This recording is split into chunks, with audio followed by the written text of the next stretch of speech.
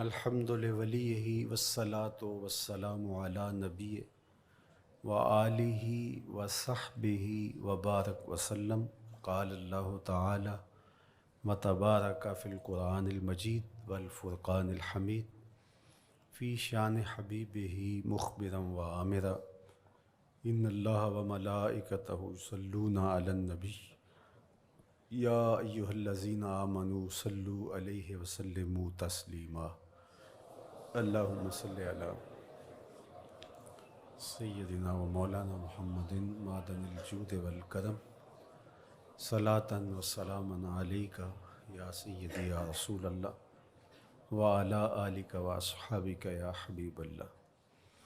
حمد و تعریف و توصیف اللہ جل مجدہ الکریم کی ذات بابرکات کے لیے، رسول رحمت، شفیع معظم، نبی محتشم، حضور ختمی المرتبت صلی اللہ علیہ وآلہ وسلم کے حضور ناز میں اپنی عقیدتوں، ارادتوں اور محبتوں کا خراج پیش کرنے کے بعد واجب الاحترام، ذوی الاحتشام، عالی مرتبت، محترم سامعین، حاضرین، السلام علیکم ورحمۃ اللہ وبرکاتہ۔ شعبان المعظم کے مبارک دن بڑی تیزی کے ساتھ گزر رہے ہیں، اور یہ وہ مبارک مہینہ ہے جس میں انوار اترتے ہیں۔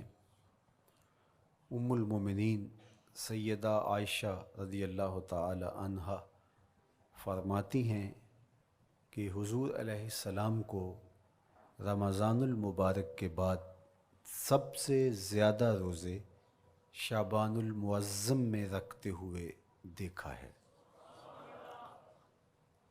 ماہ شعبان میں رمضان المبارک کا شدت سے انتظار کرنا، اس کی ہمیں ترغیب دی گئی ہے، بلکہ رجب کا چاند طلوع ہوتے ہی یہ دعا مانگا کرتے تھے میرے اور آپ کے آقا و مولا کہ اللہ ہمیں شعبان تک اور پھر رمضان المبارک تک پہنچا دے۔ اس مہینے کا آنے والے موسم نور کا استقبال کرنا، اس کے شوق میں بے تابیوں کا اظہار کرنا، یہ اللہ جل شانہ کے ساتھ محبت کی علامت ہے۔ شعبان المعظم کے دن گن گن کے گزارے جائیں کہ اتنے دن رہ گئے ہیں رمضان المبارک میں، اب اتنے دن رہ گئے ہیں رمضان المبارک میں۔ انسانی ذہن میں یہ سوال پیدا ہو سکتا ہے کہ متعینہ وقت پر تو اس مہینے نے آنا ہی ہے، اور اگر زندگی موجود رہی تو اس کو پا ہی لیں گے، تو اس شدت سے انتظار کرنے کا کیا مطلب؟ تو اس کا جواب یہ ہے، بیرون ملک سے کسی کے بزرگ نے، والد نے یا کسی کے بیٹے نے آنا ہو تو وہ 2 ماہ قبل ہی آنکھیں فرش راہ کیے ہوتے ہیں اور گن گن کے دن گزار رہے ہوتے ہیں، اور جو ہی لمحے قریب آتے ہیں تو پھر گھڑیاں اور ساعتیں بھی گنی جاتی ہیں، بار بار گھڑی دیکھتے ہیں، ابھی تک پہنچے نہیں، جبکہ یہ طے ہے کہ 5:02 پہ فلائٹ اترے گی۔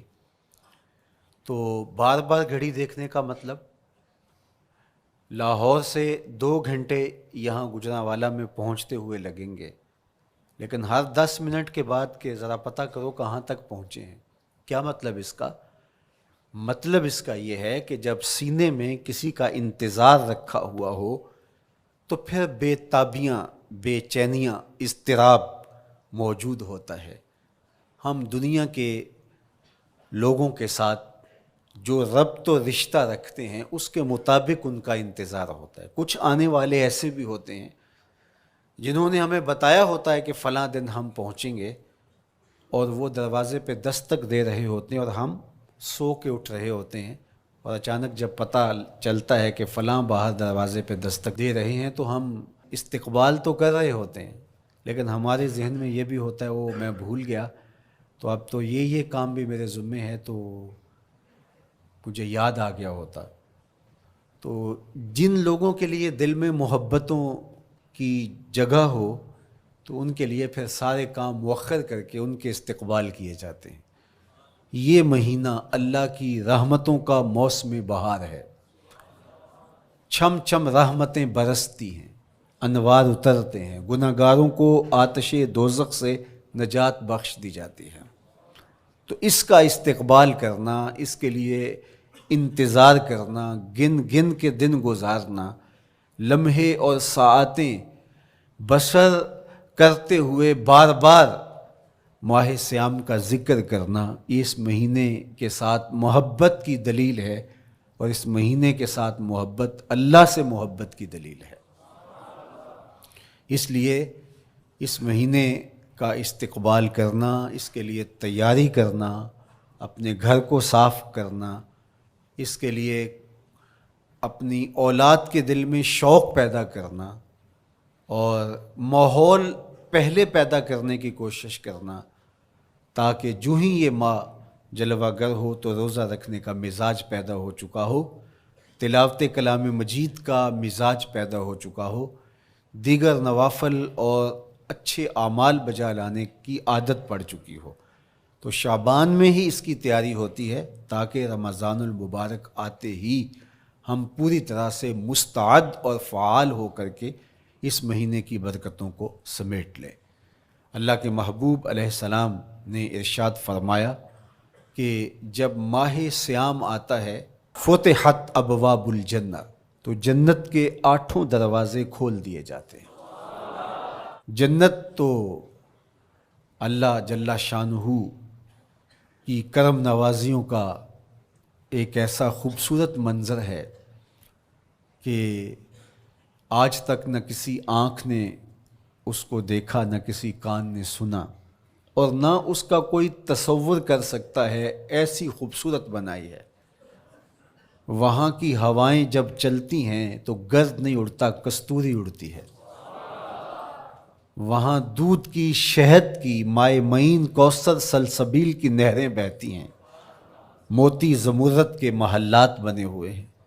وہ خوبصورت محل اور وہ خوبصورت جنت کا ماحول، لیکن اس کے باوجود اس خوبصورت جنت کو، مرصع جنت کو، نظیف ترین بقعۂ رحمت کو 11 ماہ تک رنگ و روغن کیا جاتا ہے رمضان المبارک کے استقبال کے لیے، اور جب یہ مہینہ آتا ہے تو اس کے دروازے کھول دیے جاتے ہیں، اور جنت کے 8 دروازوں میں سے ایک دروازے کا نام باب الریان رکھا گیا ہے، جو صرف روزہ داروں کے اعزاز و تکریم کے لیے ہے۔ روزہ دار اس دروازے سے گزر کے جنت جاتے ہیں۔ تو آپ اندازہ کیجئے کہ اللہ نے اس ماہ مبارک کو کیا عزت دی ہے، کیا پروٹوکول دیا ہے، کیا تکریم بخشی ہے کہ نبیوں کا امام، امام المرسلین، خاتم الانبیاء، محبوب خدا اس مہینے کے لیے منتظر رہتے کہ یہ مہینہ آنے والا ہے، یہ مہینہ آنے والا ہے۔ حضرت سیدنا سلمان فارسی رضی اللہ تعالی عنہ فرماتے ہیں کہ شعبان کی آخری تاریخ کو حضور نے ایک خطبہ ارشاد کیا۔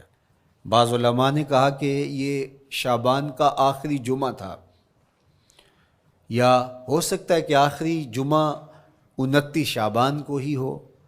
تو رمضان المبارک سے قبل حضور نے یہ خطبہ ارشاد کیا، جو مختلف کتب احادیث میں موجود ہے۔ یا ایھا الناس، اے لوگو، قد اظلکم شہر عظیم، اللہ نے تمہارے اوپر ایک بہت پاکیزہ، پر نور، عالی مرتبت مہینہ سایہ فگن کر دیا ہے۔ شہر فیہ لیلۃ خیر من الف شہر، اس مہینے میں ایک ایسی رات ہے جو 1000 مہینے سے بہتر ہے۔ جعل اللہ صیامہ فریدہ و قیام لیلۃ تطوع، اس مہینے کے دن کے روزے فرض قرار دیے گئے اور راتوں کا قیام نفل بنایا گیا۔ تراویح کی صورت کے اندر راتوں کے قیام کا ماحول پیدا ہوتا ہے، صلاۃ اللیل پڑھی جاتی ہے، نوافل پڑھے جاتے ہیں کثرت کے ساتھ۔ یہ اس مہینے کی شانیں ہیں، یہ اس مہینے کی رونقیں ہیں۔ اس مہینے میں اللہ تعالیٰ نے خاص کرم نوازیاں عطا کی ہیں اہل ایمان کو۔ وَمَن تَقَرَّبَ فِيهِ بِخَصْلَةٍ مِّنَ الْخَيْرِ كَانَ كَمَنْ أَدَّى فَرِيضَةً فِيمَا سَوَاهُ۔ ایک نفل کا ثواب ایک فرض کے برابر اس مہینے میں کر دیا جاتا ہے۔ وَمَنْ أَدَّى فَرِيضَةً كَانَ كَمَنْ أَدَّى 70 فَرِيضَةً فِيمَا سَوَاهُ۔ اور اگر کوئی ایک فرض ادا کرتا ہے تو اس کو 70 فرائض کا ثواب ملتا ہے۔ اس قدر نیکیوں کا اجر بڑھا دیا جاتا ہے، ان کی قیمت بڑھا دی جاتی ہے اس مہینے میں۔ اور پھر ارشاد فرمایا وَهُوَ شَهْرُ الصَّبْرِ، یہ صبر کا مہینہ ہے۔ ہونے کے باوجود بھی انسان تناول نہیں کرتا۔ ٹھنڈا میٹھا مشروب میسر ہے اور زبان کانٹا بن گئی، حلق خشک ہو گیا، لیکن اس کے باوجود بھی ایک گھونٹ حلق سے نیچے اتارنے کا روادار نہیں ہوتا۔ وضو کرتے بھی احتیاط کرتا ہے کوئی قطرہ آب حلق سے نیچے نہ ٹپک جائے۔ تو یہ صبر سکھاتا ہے۔ جب ہو بھی تو انسان اس سے گریز کرے، تو جب ہوگا نہیں تو پھر انسان صبر کا عادی بن جاتا ہے، تو یہ صبر کی عادت ڈالتا ہے۔ یہ شہر الصبر ہے۔ پھر فرمایا وَالصَّبْرُ ثَوَابُهُ الْجَنَّةُ، اور سنو صبر کا ثواب جنت ہے۔ جو شخص صابر ہوتا ہے اس کا صلہ جنت کی صورت میں عطا کیا جائے گا۔ وَشَهْرُ الْمَوَاسَاتِ، اور یہ ہمدردی کا مہینہ ہے، باہمی پیار کا مہینہ ہے، الفتیں بانٹنے کا مہینہ ہے، نرم دلی کا مہینہ ہے، ایک دوسرے کے احساس کا مہینہ ہے۔ جب کوئی شخص بھوک اور پیاس کاٹتا ہے تو اس کو پھر محسوس ہوتا ہے، بالخصوص امراء، کہ بھوک کیا بلا ہوتی ہے، اور جو نان شبینہ کو ترستے ہیں اور جنہیں کھانا میسر نہیں آتا ان کی زندگیاں کتنی تلخ ہوتی ہیں۔ تو بھوک اور پیاس احساس پیدا کرتی ہے ان لوگوں کا کہ جو اللہ کی دی ہوئی نعمتوں سے محروم ہیں۔ تو اس لیے یہ ایک قسم کا رحم دلی کا مہینہ ہے، پیار بانٹنے کا مہینہ ہے، یہ الفتیں تقسیم کرنے کا مہینہ ہے۔ وَشَهْرٌ يُزَادُ فِيهِ رِزْقُ الْمُؤْمِنِ، اور یہ ایسا مبارک مہینہ ہے جس میں مومن کا رزق بڑھا دیا جاتا ہے۔ روزہ کھانا بچانے کے لیے یہ اخراجات کم کرنے کے لیے نہیں ہے، بلکہ اس میں آپ کا رزق اور بڑھ جاتا ہے۔ ایسی ایسی نعمتیں کھانے کو ان لوگوں کو بھی نصیب ہو جاتی ہیں عام دنوں میں جو ان کا مقسوم نہیں ہوتی۔ دسترخوان لگتے ہیں، افطاریاں ہوتی ہیں، سحری کے لمحات ہوتے ہیں، کوئی کسی کو ویسے کھانا کھلائے تو اس دسترخوان پہ کھانے کے لیے آنا اس کا اور رنگ ہوتا ہے۔ لیکن افطار کا دسترخوان جب بچھتا ہے اور لوگ جب اس کے اوپر آتے ہیں، امیر بھی آتے ہیں، غریب بھی آتے ہیں، تو اللہ کی دی ہوئی نعمتیں جو دسترخوان پہ پڑی ہوتی ہیں ان کو اٹھاتے ہیں، کام و دہن کی تسکین کا سامان کرتے ہیں، عزت نفس بھی مجروح نہیں ہوتی اور طرح طرح کی نعمتیں کھانا بھی دستیاب ہو جاتی ہیں۔ تو یہ ایک مہینہ ہے مواسات کا، اس میں رزق بڑھ جاتا ہے، غرباء تک بھی اللہ کی نعمتیں وہ پہنچتی ہیں جو عام دنوں میں ان کو میسر نہیں ہوتی، اور امراء بھی نعمتوں کا لطف لیتے ہیں، نعمتوں کا مزہ انہیں آتا ہے، اس لیے کہ بھوک کاٹنے کے بعد جب ان کو نعمت میسر آتی ہے تو پھر انہیں احساس ہوتا ہے۔ جو شخص ہر وقت سیراب رہتا ہے تو اس کو کیا پتا کہ شدید بھوک کے بعد کھانے کا لطف کیا ہوتا ہے۔ سخت پیاس کے بعد میٹھا اور ٹھنڈا مشروب جب رگوں کو تر کرتے ہوئے معدے تک پہنچتا ہے تو اس کی طراوت، اس کی ٹھنڈک، اس کی لذت، اس کا کیف و سرور، اس کی عذوبت کس طرح راحت بخشتی ہے۔ اسی لیے میرے اور آپ کے آقا و مولا نے ایک دوسرے مقام پہ ارشاد فرمایا للصائم فرحتان، فرحۃ عند فطرہ و فرحۃ عند لقاء ربہ، روزے دار کے لیے دو خوشیاں ہیں، ایک خوشی اسے تب ملتی ہے جب وہ روزہ افطار کرتا ہے. وہ لمحے مسرتوں کے ہوتے ہیں، ایک روحانی احساس ہوتا ہے. اتنا لمبا دن، اتنا سخت دن، گرمی کی شدت، مالک تیرا شکر ہے لمحہ اختتام پہنچا، اور یہ اتنا لمبا دن تیرے حکم کی تعمیل کرتے ہوئے بسر ہو گیا. ایک تو روزہ کھولتے ہوئے وہ ایک سرشاری ہوتی ہے، وہ ایک لذت ہوتی ہے، روحانی تسکین ہوتی ہے. آج کل وہ افطار کے دسترخوان لگتے ہیں تو جس طرح ہمارے سارے معاملات جو ہیں وہ ملوث ہو گئے ہیں ریا سے، تصنع سے، اس طرح افطار بھی ایک فیشن کے طور پہ فروغ پا رہی ہے. تو اس میں امراء کو اور شخصیات کو بلایا جاتا ہے، اور ایسے لوگ کثرت کے ساتھ ہوتے ہیں جن کا روزہ بھی نہیں ہوتا. تو پھر ظاہر ہے رسماً تو اتنی دیر تک وہ کچھ نہیں اٹھا سکتے جب تک اذان کی آواز نہیں آتی، افطار کے لمحے نہیں آتے. تو اس وقت جو روزہ دار ہوتا ہے، جب وہ مشروب لے رہا ہوتا ہے، جب وہ کوئی لقمہ اتار رہا ہوتا ہے، تو اس کی جو فرحت ہوتی ہے، اور جس نے روزہ نہیں رکھا اور وہ بھی افطار کے دسترخوان پہ بیٹھا ہے، تو کیا اس کو کوئی روحانی حظ، کوئی سرور، افطار کے لمحوں کا کوئی لطف مل سکتا ہے؟ وہ بیچارہ کتنا بے چین ہوتا ہوگا کہ یہ شخص ہے کمزور ہے، سارا دن مزدوری کر کے آیا ہے، اور اس کا بھی تو سارا دن گزر گیا بھوک اور پیاس سے، اور میں صحت مند ہوں اور سارا دن ٹھنڈے ماحول میں رہا ہوں اور مجھے توفیق نہیں ملی. تو وہ گھونٹ کتنے مشکل اس کے لیے ہوتے ہوں گے. اور روزہ دار کے لیے کس قدر وہ آسودہ بخش لمحے ہوتے ہیں کہ جب اس کو یہ مسرت ہو رہی ہوتی ہے کہ مالک تیرا شکر، گرم موسم، زباں کانٹا، حلق خشک، اور تو نے تکمیل تک لمحے پہنچائے اور میرا دن خیریت سے گزر گیا. تو وہ اس کے لیے ایک خوشی کا لمحہ، روحانی مسرت کی کیفیت. اور دوسری کہ جب وہ ٹھنڈا اور میٹھا مشروب، سارے دن کی سوکھی ہوئی زبان اور خشک حلق، اور انسان کی جو ہے وہ رگیں بھی، انتڑیاں بھی خشک ہو چکی ہوتی ہیں، تو ٹھنڈا اور میٹھا مشروب جب انسان کے معدے کی طرف بڑھ رہا ہوتا ہے، زبان بولے نہ بولے، ایک ایک رواں اللہ کی حمد بول رہا ہوتا ہے، اور تشکر انسان کے رگ و ریشہ سے ادا ہو رہا ہوتا ہے، اور اس کی کیفیت، اس کی سرشاریاں، اس کی لذتیں وہ دیکھنے کی ہوتی ہیں. تو کہا للصائم فرحتان، روزے دار کو تو ایک فرحت اس وقت ملتی ہے عند فطر ہی، جب وہ روزہ کھولتا ہے، روحانی فرحت بھی، جسمانی فرحت بھی. وفرحۃ عند لقاء رب، اور دوسری فرحت اور دوسری خوشی اسے تب ملے گی جب اس روزے کے صلے میں اللہ تعالیٰ اپنے رخ انور سے پردہ اٹھا دے گا اور روزہ دار کو اپنے دیدار کی دولت عطا کرے گا. تو وہ پھر منظر دیکھنے والا ہوگا، روزہ دار کی آنکھیں ٹھنڈی ہو جائیں گی. اصل افطار تو وہ ہوگی نا، اللہ اکبر، اصل تو شربت دیدار ملے گا جو روح کی پیاس بجھا دے گا، جو من کی بھوک مٹا دے گا. تو کہا للصائم فرحتان، فرحۃ عند فطرہ وفرحۃ عند لقاء رب.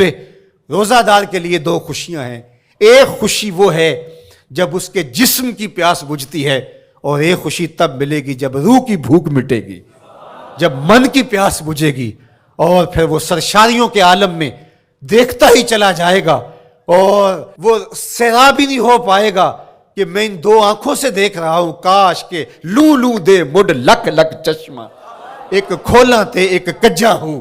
وہ اس آرزو میں ہوگا کہ میرا رواں رواں آنکھ بن جائے اور میں اس دیدار سے فیضیاب ہوتا چلا جاؤں. تو وہ کیا لمحے ہوں گے، وہ کیا گھڑیاں ہوں گی، وہ کیا ساعتیں ہوں گی. کوئی لفظ نہیں ہے جن لفظوں میں ان حقیقتوں کو بیان کیا جا سکے، اس لیے کہ وہ منظر ہی وراء الورا ہوگا. تو روزہ دار کو فرحت ملتی ہے جب وہ روزہ کھولتا ہے. تو فرمایا وَشَهْرٌ يُزَادُ فِيهِ رِزْقُ الْمُؤْمِنِ، اس میں مومن کا رزق بڑھا دیا جاتا ہے. وَمَنْ فَطَّرَ فِيهِ صَائِمًا كَانَ مَغْفِرَةً لِذُنُوبِهِ، جس نے روزہ دار کا روزہ افطار کروایا. اللہ کے محبوب فرماتے ہیں کہ ایک تو خود روزہ رکھا، اور دوسری سعادت یہ ہے کہ ماہ صیام میں روزہ دار کا روزہ افطار کروایا. آپ شریعت بیضاء کو بنظر عمیق مطالعہ کر کے دیکھیں، ماہ سیام میں بہت زیادہ اس بات پہ زور دیا گیا ہے کہ روزہ افطار کرواؤ. اپنے گھر میں بیٹھ کر کے روزہ افطار کر لینا یہ بھی سعادت مندی ہے، روزہ نصیب ہو جائے. لیکن اس بات پہ بہت زور دیا گیا ہے ماہ سیام میں کہ ایک ماحول پیدا ہو، لوگوں کو افطار کروائیں تاکہ تمام لوگوں تک اللہ تعالیٰ کی نعمتیں پہنچیں اور لوگوں تک جو ہے وہ رمضان المبارک کی برکتیں پہنچیں. تو ارشاد فرمایا وَمَنْ فَطَّرَ فِيهِ صَائِمًا، جس نے روزے دار کا روزہ افطار کروایا، کانا مغفرۃ لذنوبہ، تو وہ افطار کروانے والوں کے گناہوں کی بخشش کا ذریعہ بن جائے گا. یہ افطاری گناہوں کی مغفرت کا سبب بن جائے گی. وَعِتْقَ رَقْبَتِهِ مِنَ النَّارِ، اور آتش دوزخ سے گردن کی آزادی کا مجدہ جاں فضا بن جائے گا یہ امر کہ اس نے کسی کا روزہ افطار کروایا. وَقَانَ لَهُ مِثْلُ أَجْرِهِ مِنْ غَيْرِ أَنْ يَنْقُصَ مِنْ أَجْرِهِ شَيْءٌ، اور روزہ افطار کروانے والے کو روزہ رکھنے والے جتنا اجر ہی دیا جائے گا، لیکن روزہ رکھنے والے کے اجر میں بھی کوئی کمی نہیں واقع ہوگی. جتنا اس نے سارے دن کی بھوک اور پیاس کاٹ کر کے تکلیف اٹھا کر کے روزہ رکھا، جس نے شام کو اس کو افطار کر دیا اتنا ہی ثواب اس کو عطا کر دیا جائے گا، اس کا اجر کم کیے بغیر. اللہ اکبر! یہ امت کے لیے اللہ نے کیا پیکج دیا ہے، کیا کرم نوازیاں ہیں اس امت کے لیے. آقا کریم نے ارشاد فرمایا ایک شخص صبح سے لے کے ظہر تک مزدوری کرتا ہے، اس کو ایک قیراط دیا جاتا ہے، اور ایک شخص ظہر سے لے کر عصر تک مزدوری کرتا ہے، اس کو بھی ایک قیراط دیا جاتا ہے، اور ایک عصر سے لے کر مغرب تک مزدوری کرتا ہے، اس کو 2 قیراط دیے جاتے ہیں. فرمایا پہلی مثال یہود کی ہے، دوسری مثال نصارہ کی ہے، اور تیسری مثال میری امت کی ہے. یہودیوں نے اور عیسائیوں نے اس پہ اعتراض کیا کہ ہمارا اجر کیوں تھوڑا ہے، تو میرے اور آپ کے آقا و مولا نے فرمایا تمہارا تھوڑا نہیں، ہمارا زیادہ ہے. آج کل اگر 1000 روپیہ مزدوری چلتی ہو مزدور کی، تو کوئی شخص صبح سے شام تک ایک شخص سے مزدوری کروائے اور 1000 روپیہ دے دے، اور دوپہر کو اڈے سے جا کے ایک مزدور اور لے آئے، شام کو اس کو بھی 1000 روپیہ دے آئے، اور ایک شخص کو عصر کے وقت لائے اس کو 2000 روپیہ دے دے، تو 1000 والا کہے کہ میرے سے زیادتی ہوئی ہے، تو اس سے زیادتی تو نہیں ہوئی، اسے تو پوری مزدوری دی گئی ہے. اب اس پہ مہربانی ہوئی ہے، اس پہ رحمت ہوئی ہے. تو کہا یہود اور نصارہ کی یہ مثال ہے، ایک صبح سے ظہر تک مزدوری کرے اس کو 1 قیراط، ایک ظہر سے عصر تک مزدوری کرے اس کو بھی 1 قیراط، اور تیسرا بہت تھوڑا وقت عصر سے مغرب تک مزدوری کرے اس کو 2 قیراط. کہا یہ امت محمدیہ علی صاحب الصلوات کو دیا گیا نور ہے. تو ایک شخص نے سویر سے لے کر شام تک روزہ رکھا، بھوک کاٹی، پیاس کاٹی، سخت شدت کی گرمی سہی، اور ایک شخص نے شام کے وقت اس کو روزہ افطار کروا دیا. اور سنو حضور علیہ الصلوۃ والسلام کا فرمان، جب حضور نے فرمایا کہ اس کو پورا اجر ملے گا پہلے کے اجر کو کم کیے بغیر، تو صحابہ کا تو دل تڑپنے لگا کہ یہ کتنی بڑی بات ہے. اب آپ جانتے ہیں کہ یہ زمانہ ایسی معاشی خوشحالیوں کا نہیں تھا، لوگوں کے پاس تو نان شبینہ بھی میسر نہیں ہوتا تھا. تو صحابہ نے جو سوال کیا، قالوا یا رسول اللہ صلی اللہ علیہ وسلم، انہوں نے کہا اے اللہ کے پیارے رسول صلی اللہ علیہ وسلم، لیسا کلنا یجد ما یفطر الصائم، ہم میں سے تو ہر بندہ یہ طاقت نہیں رکھتا کہ روزہ دار کو روزہ افطار کروا دے. تو یہ اتنی بڑی سعادت، تو یہ تو پھر اہل زر ہی یہ سعادت حاصل کر پاتے ہیں. ہمارے جیسے لوگ تو پھر جو مال و دولت نہیں رکھتے تو وہ تو پھر یہ سعادت نہیں حاصل کر پائیں گے. تو میرے اور آپ کے آقا و مولا نے کیا فرمایا؟ قال، حضور نے ارشاد فرمایا یؤتی اللہ ھذا الثواب، یہ ثواب اللہ اسے شخص کو بھی عطا کرے گا.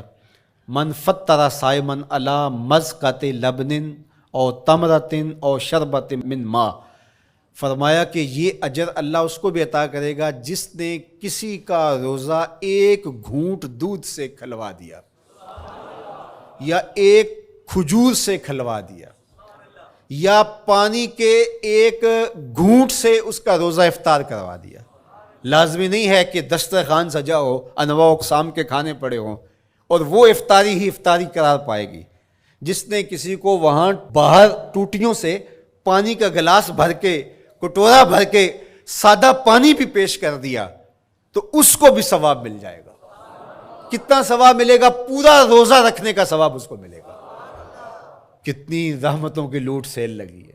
کوئی ایسے بھی بانٹتا ہے، کوئی ایسے بھی کرم نوازیاں ہوتی ہیں، لیکن میرے رب کے خزانے کتنے کھلے ہیں۔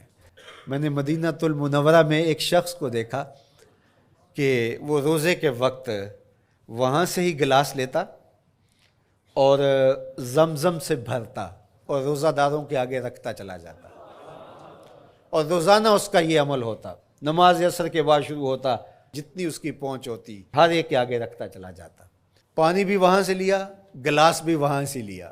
اللہ اکبر! فرمایا دودھ کا ایک گھونٹ یا پانی کا ایک گلاس یا ایک کھجور اس نے کسی کو پیش کی اور اس نے اس سے روزہ کھولا، اللہ کے محبوب فرماتے ہیں پہلے کے اجر میں بغیر کسی کمی کے اس کو پورا ثواب روزے کا نصیب ہوگا۔ اللہ اکبر! اب سنو، پھر حضور نے ارشاد فرمایا ومن اشبع صائما، اور جس نے صحیح اہتمام کے ساتھ روزے دار کو اچھا کھانا کھلایا، اچھی پرتکلف افطاری دی، سقاہ اللہ من الحوض شربتا لا یظمأ حتی یدخل الجنہ، اس کو حوض کوثر سے ایسا جام ملے گا کہ اس کو کبھی پیاس نہیں ملے گی یہاں تک کہ جنت میں چلا جائے گا۔ اللہ اکبر! اس کو کوثر کے جام نصیب ہوں گے حشر کی گرمی میں۔ اور آپ کو معلوم ہے، علماء سے آپ نے بارہا سنا ہوگا کہ جام کوثر جس نے ایک بار پی لیا پھر 50,000 سال کے دن میں اس کو دوبارہ پیاس نہیں لگے گی۔ یہ جام کوثر کی خصوصیت ہے۔ فرمایا وَهُوَ شَهْرٌ أَوَّلُهُ رَحْمَةٌ، یہ وہ مہینہ ہے جس کے پہلے 10 دن رحمت ہیں اور اس کا درمیانی عشرہ مغفرت ہے، وَآخِرُهُ عِتْقٌ مِّنَ النَّارِ، اور اس کا آخری عشرہ جو ہے وہ آتش دوزخ سے نجات کا ضامن ہے۔ فَاسْتَكْثِرُوا فِيهِ مِنْ 4 خِصَالٍ، کہا کہ 4 کام اس مہینے میں کثرت کے ساتھ کرو۔ خصلتان ترضون بہما ربکم، 2 کام تو وہ ہے جس سے تم اپنے رب کو راضی کرو گے۔ وخصلتان لا غنا بکم عنہما، اور 2 کام ایسے ہیں کہ ان سے بے نیاز نہیں ہو سکتے تو وہ تمہیں کرنے پڑیں گے۔ اما الخصلتان اللتان ترضون بہما ربکم، وہ 2 خصلتیں، 2 کام جن کے ذریعے سے تم اپنے رب کو راضی کر سکو۔ فشہادت اللہ الہ الا اللہ، وہ گواہی دینا ہے لا الہ الا اللہ، وتستغفرونہ، اور تم کثرت سے استغفار کرو، اللہ سے بخشش مانگو۔ یہ 2 کام تم نے کرنے ہیں۔ وَأَمَّا الْخَصْلَتَانِ اللَّتَانِ لَا غِنَىٰ بِكُمْ عَنْهُمَا، اور وہ چیزیں جن بغیر تمہیں چارہ نہیں ہے۔ فَتَسْأَلُونَ الْجَنَّةَ وَتَعُوذُونَ مِنَ النَّارِ، اللہ سے جنت طلب کرو اور دوزخ سے پناہ مانگو۔ تو یہ 2 کام جو تمہاری ضرورت ہے تم اس مہینے میں کثرت کے ساتھ کرو۔ تو یہ مہینہ رحمتوں کی لوٹ سیل کا مہینہ ہے، یہ کرم نوازیوں کے امٹتے ہوئے دھارے ہیں، یہ سیل رحمت ہے جو کہ من کی سیرابی کا سبب اور ذریعہ ہے۔ خوش نصیب ہیں جو ماہ صیام کو خوبصورتی کے ساتھ بسر کرتے ہیں، اس کے آنے سے پہلے استقبال کرتے ہیں، گھروں میں صفائی کریں، اہتمام کریں، مساجد میں اہتمام کریں، تاکہ بچوں میں یہ شوق پیدا ہو کہ ماہ صیام آ رہا ہے۔ جب ہم بچے تھے تو ہمارے والدین رمضان المبارک سے قبل ہی رمضان المبارک کی تیاریاں شروع کر دیا کرتے تھے۔ اس وقت گھر میں شربت تیار ہوا کرتے تھے گڑ کے، اور وہ پہلے ہی مائیں گھر میں تیاری کرنا شروع کر دیا کرتی تھی۔ ایک شوق پیدا کرنا مقصود ہوتا ہے۔ تو کچھ چیزیں ایسی ہیں کہ آرڈر لکھیں اور 1 سیکنڈ میں گھر پہنچ جائے، لیکن کچھ چیزیں یہ جو ہے وہ تیار کرنی چاہیے، شوق پیدا ہو۔ گھروں کے اندر ماؤں کو چاہیے کہ افطاری کو اہتمام کے ساتھ تیار کریں تاکہ بچوں کو شوق پیدا ہو، اور یہ ایک ماحول پیدا ہو، قرآن مجید کی تلاوت کا ماحول پیدا ہو، جاگنے سونے کے جو ہے وہ شیڈول مرتب کیے جائیں، مساجد کی آبادی کا سامان کیا جائے۔ پچھلے سال تو بڑا اداس رمضان گزرا، اس لیے کہ کرونا کے حوالے سے جس طرح ملکی حالات تھے وہ آپ کے سامنے تھے۔ اس مرتبہ الحمدللہ اس طرح کے حالات نہیں ہوں گے، کچھ SOPs کو آپ کو فالو کرنا ہوگا، لیکن مسجدوں کی انشاءاللہ رونقیں بحال رہیں گی، اور صلاۃ و تراویح اور سحر و افطار کے لمحے، نوافل، تسبیحات، اذکار، نمازوں میں 5 گانہ حاضریاں، یہ کیسا خوبصورت ماحول ہوتا ہے، رحمتیں برس رہی ہوتی ہیں، انوار اتر رہے ہوتے ہیں، اور وہ کیا خوبصورت لمحے ہوتے ہیں اور کیا گھڑیاں ہوتی ہیں۔ انشاءاللہ امسال مرکز مصطفیٰ کے اندر صلاۃ التراویح کے لیے خاص طور پہ ہم اہتمام کر رہے ہیں۔ میری آرزو تھی کہ جب مرکز کی تکمیل ہو تو پھر رمضان المبارک کا اہتمام کے ساتھ جو ہے وہ ہم انتظام و انصرام کیا کریں گے، چونکہ اس سے قبل بہت سارے تعمیراتی کاموں کی وجہ سے ہم الجھے رہتے تھے، لیکن اللہ کے فضل سے اب مرحلہ اول کی تکمیل ہو گئی اور مرحلہ ثانی کی طرف ہم بڑھنے والے ہیں۔ تو اس رمضان المبارک کے اندر ہمارے لیے بیٹھنے کی جگہ، خواتین کے لیے انتظام، افطار کے لیے، سحر کے لیے، دوستوں کے لیے انشاءاللہ خوبصورت اہتمام ہوگا۔